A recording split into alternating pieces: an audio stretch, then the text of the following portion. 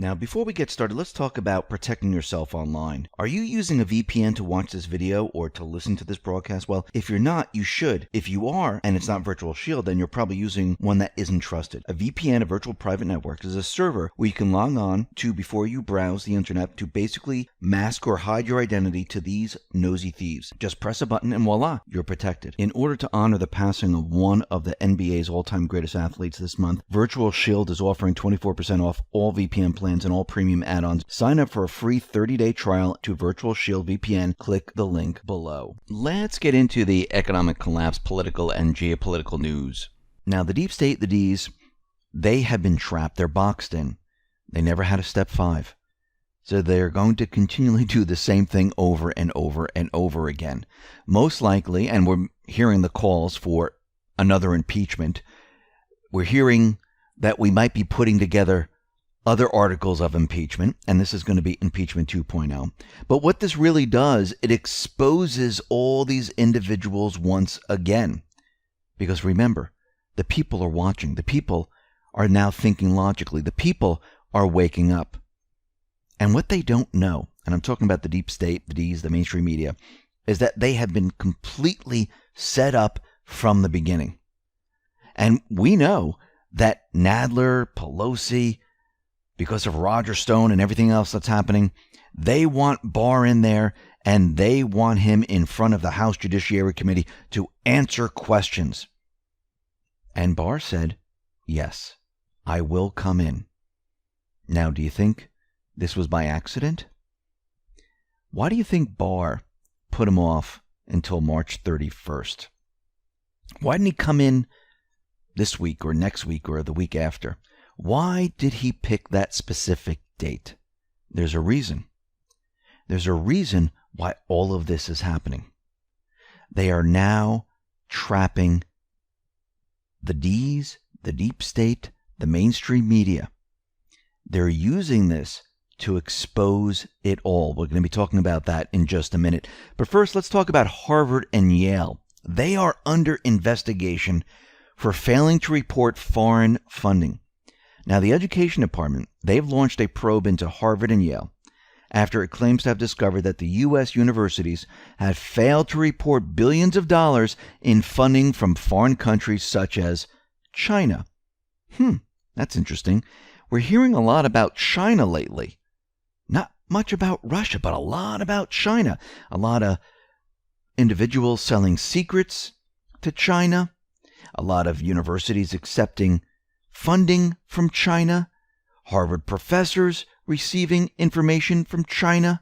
Now, the universities, they were described by the Education Department, the documents that they produced, as a multi-billion-dollar multinational enterprises using opaque foundations, foreign campuses, and other sophisticated legal structures to generate revenue.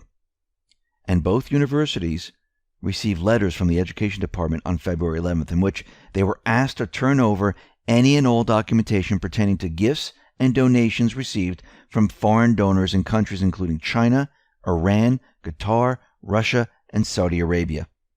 If the institutions refuse to hand over the documents, the Education Department can send its request to the Justice Department to pursue either civil or criminal action. Now, that is very interesting. Now, we know there's a big hullabaloo about Roger Stone. We know that the Mueller prosecutors, they were trapped. They were trying to trap Barr, but the whole thing was reversed and put back on them, and the 4 prosecutors, they decided to resign. And then we come to find out that there's a person in the jury who was running for Congress as a Democrat in 2012, Tamika Hart. She revealed her role in the jury in a Facebook post defending 4 prosecutors who quit the Stone case in protest over a revision to the Trump's confidant's recommended prison sentence. Now, if you look at her social media accounts, you can see, and there's dozen of references to her Twitter feed and everything else, that she does not like Trump.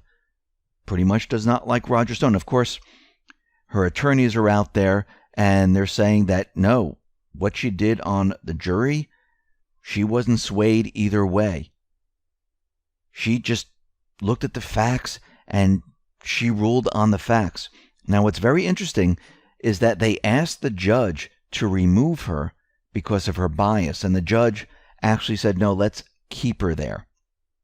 And that is very interesting. Now, of course, what's happening? Nancy Pelosi, Nadler, and the rest, they're all looking at this, saying that Trump is involved, controlling Barr. They interfered in this. And now we need to investigate Barr. We need to investigate Trump. Actually, we have to create new articles of impeachment for Trump, and we need to go after him. Well, this is going to backfire in their faces, and we're going to be talking about that in just a sec. But let's look at some of these individuals that are really starting to panic. We talked about Pelosi and her tweets. We talked about Brennan and his tweets. Now we have James Comey. This is what he tweeted out. What really matters today is the crisis at the Justice Department. This is not a normal, and it is not right, and it is dangerous territory for the rule of law. He also said, Mr. President, a couple minor corrections. I have never committed a crime, which is an important prereq for jail in most countries, still including ours. Number 2, there's just one book, but I think there is a movie coming, and I hope you get to see it. Now, very interestingly, James Comey, he was referred to the Justice Department for leaking the memos, and this was a criminal referral. And we also know that James Comey signed off on the FISA warrants. So when we really look at his tweets, he's trying to make the case that there's nothing that I did. There's no crime. There's no indictments. There's nothing. But with Roger Stone, he committed a crime. He lied. Well, James Comey lied also, multiple times. And what they're trying to do is they're trying to say, look, Barr, he's not following the rule of law. He's working with Trump, and we can see that they're pushing an agenda. Now, this is exactly what Trump, Barr, and the Patriots want them to think. But before we get to that, I just want to talk about Obama, because they keep talking about how Trump is intervening in all these investigations and all these different things. But if we go back to Obama, he intervened repeatedly in ongoing trials and investigations. And the mainstream media said absolutely nothing about it whatsoever. So let's take a look at some of these. In 2015, Obama told CBS News that former Secretary of State Hillary Clinton's use of an unsecured private email server for her official communications may have been a mistake, but also added, I don't think it posed a national security problem. In 2013, a Navy judge ruled that President Obama had exerted unlawful command influence by harsh comments about the punishment he expected the military would mete out against those accused of sexual harassment. Obama had told a press conference in 2012, we find out somebody's engaging in this. They've got to be held accountable, prosecuted, stripped of their positions, court-martialed, fired, dishonorably discharged, period. And as a result, the Navy judge ruled out dishonorable discharge as a potential punishment in ongoing cases. Later, the conviction of Marine Staff Sergeant was thrown out because of the possible influence of Obama's words. So, where was the press at this time? Did Obama interfere by saying certain things? Of course he did. But again, the press is turning their focus on Trump because they have the most to lose.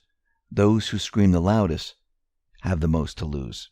Now, very interestingly, Rand Paul, he submitted a question during the fake impeachment Senate trial, and he wanted the judge to read his question, but the judge, and this is Chief Justice Roberts, he would not read the question because it had the whistleblower's name in the question. Now, of course, nobody knows who the whistleblower is. Nobody knows whose name it is. But if we don't know who it is, how do they know that you can't read this question? And YouTube recently took down the video of Senator Rand Paul because he decided to read his question out in front of the Senate. It was recorded. It was released on YouTube. And yes, he mentioned the whistleblower. But then YouTube got rid of this video. Now, how does YouTube know that the individuals that Senator Rand Paul is mentioning, how do they know that's the whistleblower if nobody knows who it is? Does this make any sense? No, of course not. We all know who it is. What are they doing? They're trying to pretend that if we censor everyone, no one will figure it out. But I think by now, everyone has figured it out, and the truth is going to be coming out.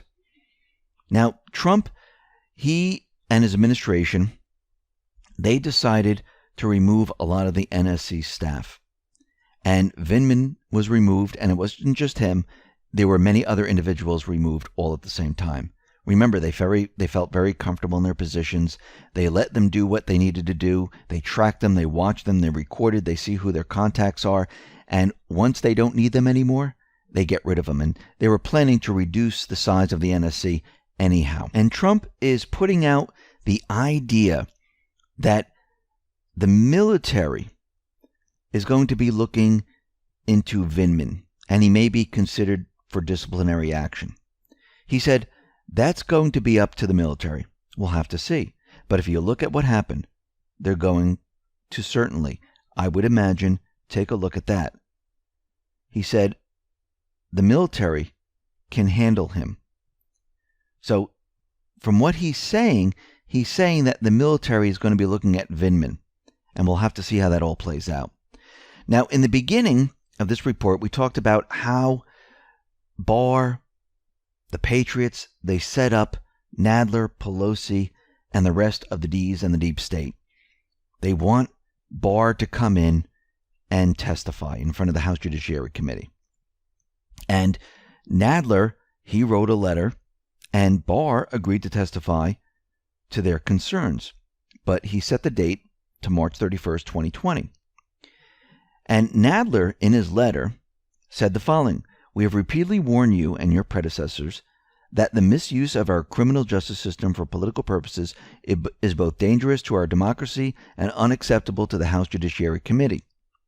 The House Judiciary Committee goes on to say, in your tenure as Attorney General, you have engaged in a pattern of conduct in legal matters relating to the President that raises significant concerns for this committee. In the past week alone, you've taken steps that raise grave questions about your leadership of the Department of Justice.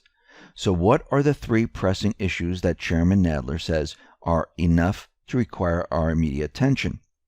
Well, the first one is the ongoing developments following the removal of U.S. Attorney Jesse Liu, who oversaw the prosecutions of President Trump's deputy campaign chairman Rick Gates, Trump's former national security advisor Michael Flynn, and Trump's longtime political advisor Roger Stone.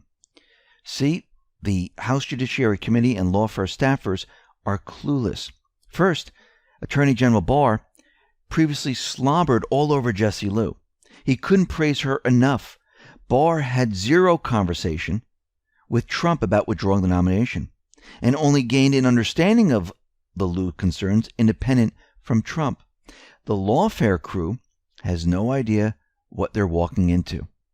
And if they start down this path of asking about why Jesse Liu was removed and had her nomination withdrawn, for all intents and purposes, Barr is an ally of Miss Liu, and it only highlights the independence of his office, that Trump's action is independent. Now, the second concern is the process of receiving information on possible criminal conduct is open to anyone and everyone to report, including all Americans. Now, obviously, the House Judiciary Committee and Democrats, they're worrying about their financial schemes. They're worrying about their corruption. They're worrying about themselves with Ukraine. But we need to remember that Barr, he can accept information from anywhere. And he decides if he wants to pursue it or not.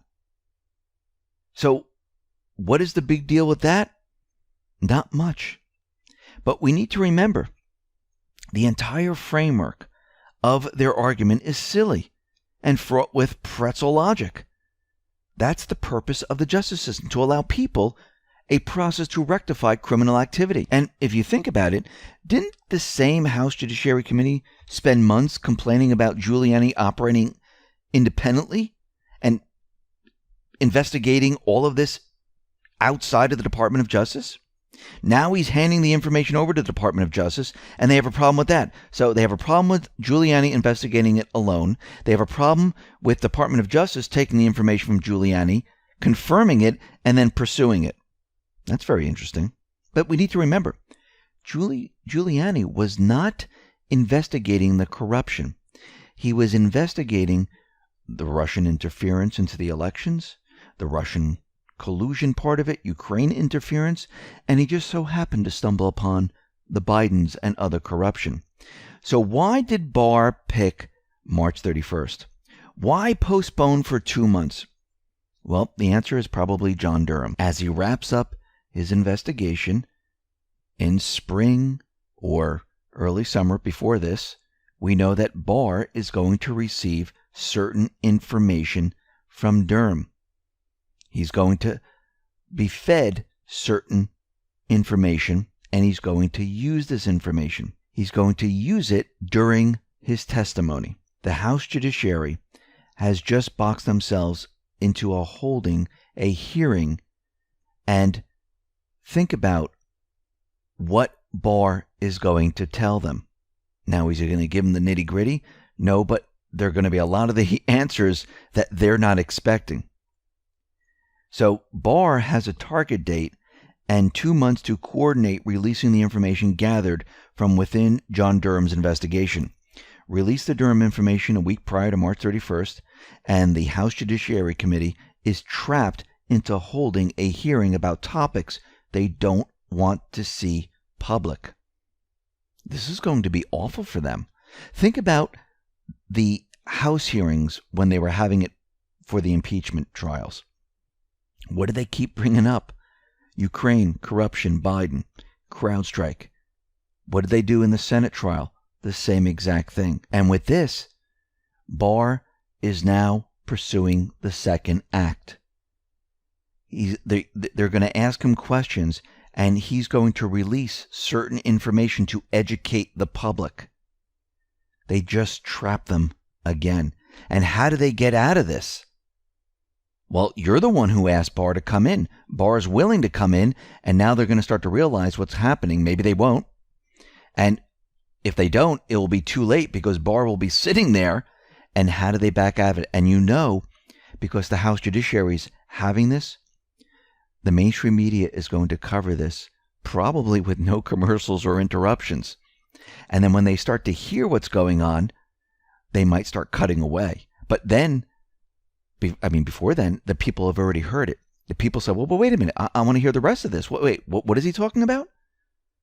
And they got them.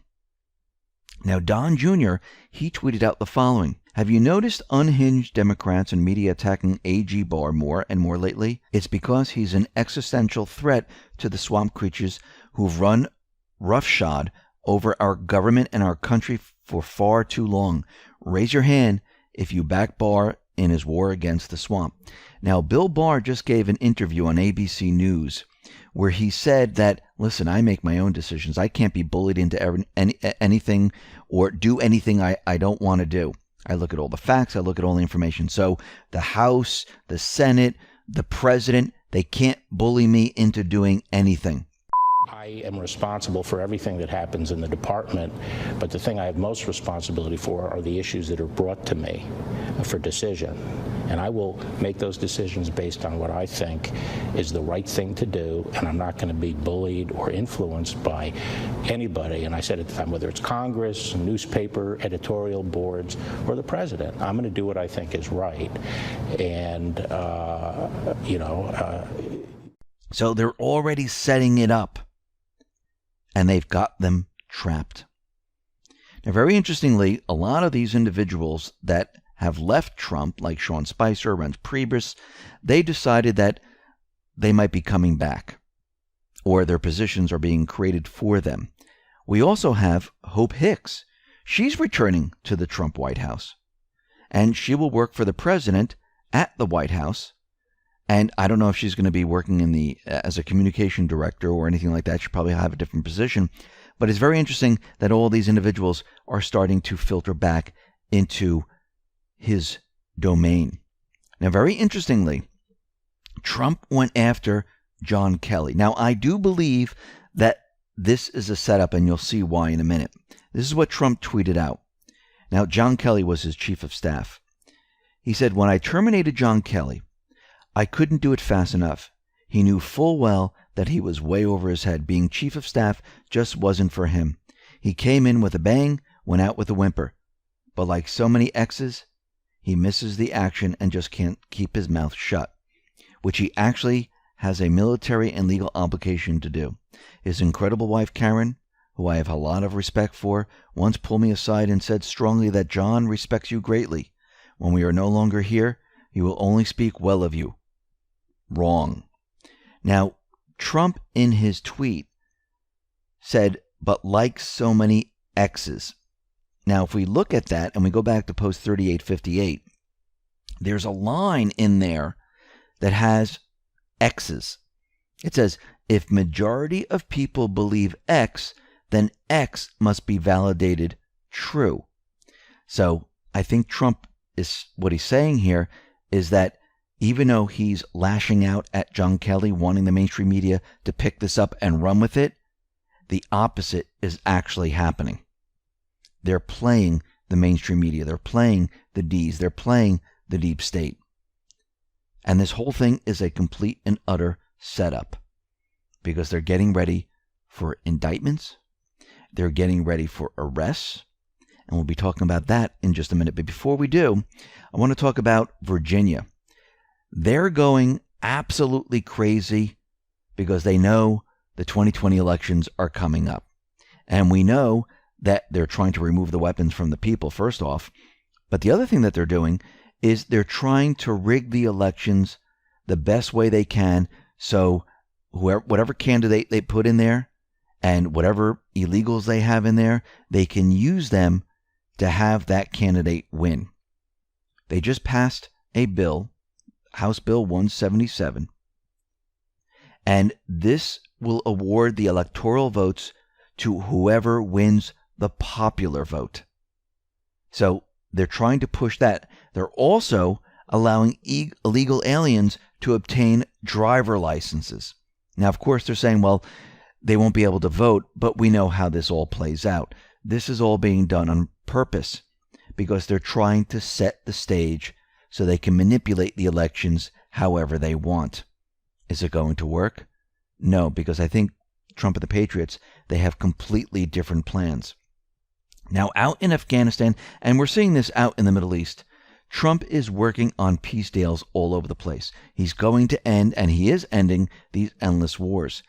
And we've come to find out that the United States and the Taliban, they have reached an agreement on a proposed pact that centers around reducing violence in Afghanistan. The United States and the Taliban have negotiated a proposal for a 7-day reduction in violence, and U.S. Secretary of Defense Mark Esper said the following: "I'm here today consulting with allies about this proposal, and we had a series of productive bilateral and collective meetings about the path forward," which I believe this is going to be the beginning steps of a peace process in Afghanistan. And yesterday we talked about Josh Hawley, where they said they have no checks or balances to figure out if we're winning the war, we're losing the war, is it really working, is it not really working? And I believe that Trump, his push, the Patriots' push, is to end all these wars that the deep state, the central banks, have pushed for year after year after year to push their agenda. And it's all coming to an end. Now, very interestingly, Trump tweeted out a tweet about Devin Nunes. And this is what it says. Devin Nunes predicts that more examples of Mueller team misconduct will be revealed in coming weeks. Now, when you read the tweet, it sounds pretty normal. But Trump did something very interesting. He misspelled Devin's name. He spelled it D-E-V-E-N. He replaced the I with the E, which lets us know that we need to look for the I alone, most likely in brackets. And this shows up in post 753. It says, think image drop. And by the way, this is from February 13, 2018. Think image drop. Think original poster. Think united. When does a bird sing? Everything has meaning. I think what Trump is trying to let us know is that certain individuals are going to sing during the spring. And there are going to be certain image drops. And Q is letting us know, think original poster. And down below it says I, bold, capital I, in brackets. Now, Praying Medic tweeted out the following. This is from post 3848. Down below it says the first will send a shockwave. And Praying Medic took this and said the first, with brackets, will send a shockwave, and then filled it in. I for indictments. The first indictments will send a shockwave. So it seems that we are moving towards indictments. Indictments are going to be unsealed. We're moving towards arrests. And that brings me to February 19th. And if we go back 1 year from February 19th, and we go to February 19th, 2019, what's very interesting is that in post 2819, this is from Trump, and this is the statement from the press secretary.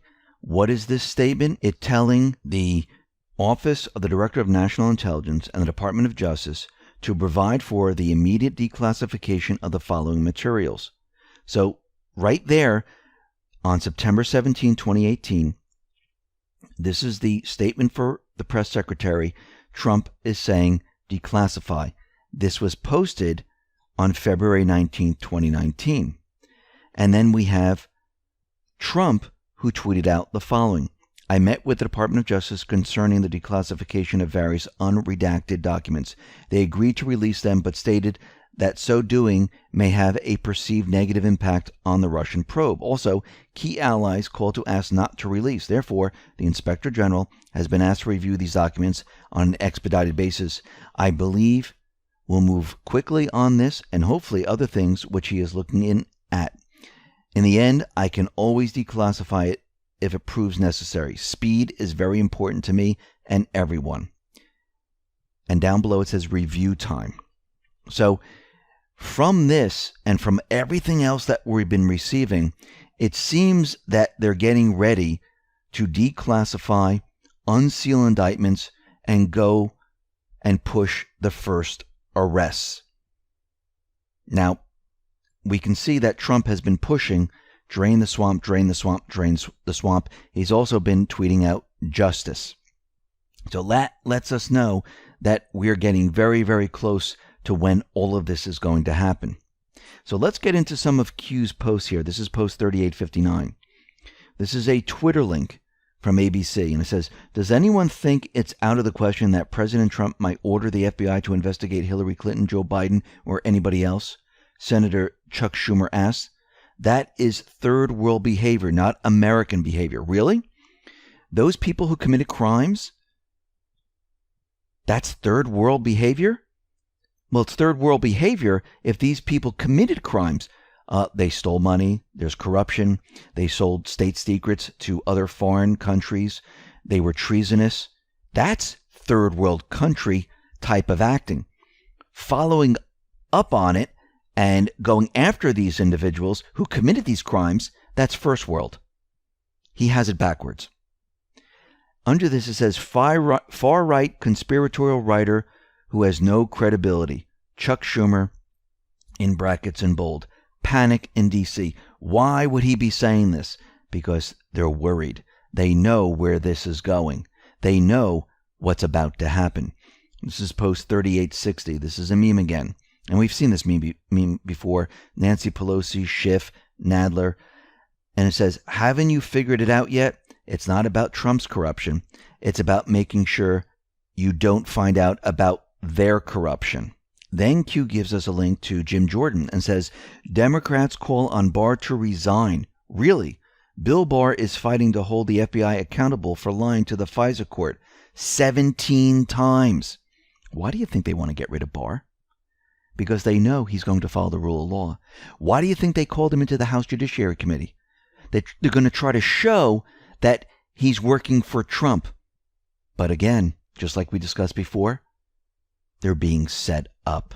Now, very interestingly, General Flynn changed his cover page on his Twitter account, and it is the American flag. And this reminds me of post 3806, where down at below it says, and the rocket's red glare, the bombs bursting in air, gave proof through the night that our flag was still there.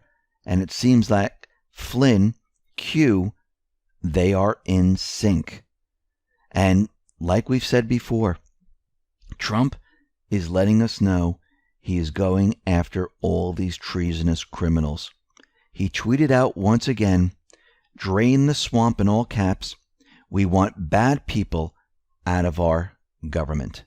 And that's exactly what he's doing. Listen, everyone, thanks a lot for listening. Be well, be safe, and especially be prepared. Thanks a lot.